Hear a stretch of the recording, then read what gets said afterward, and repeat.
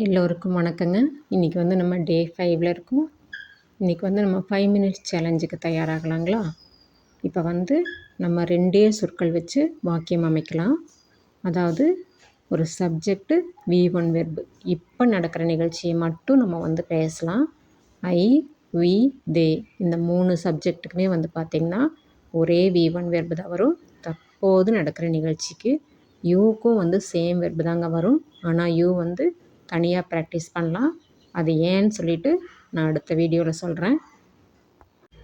இப்போ வந்து நீ என்ன பண்ணுற, நீங்கள் என்ன பண்ணுறீங்க, அவங்கெல்லாம் என்ன பண்ணுறாங்க இப்படின்னு கேள்வி கேட்டாங்கன்னா இந்த 3 கேள்விக்கும் உங்களால் ஆன்சர் பண்ண முடியும்.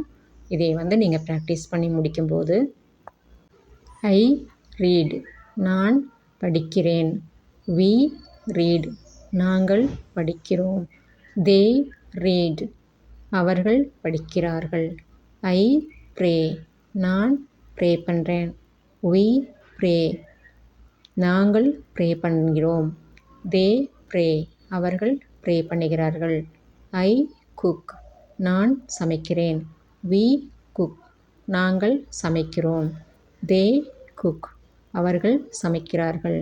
இந்த மாதிரி நீங்கள் இந்த 8 வினைச்சொற்களையும் வச்சு ப்ராக்டிஸ் பண்ணுங்கள்.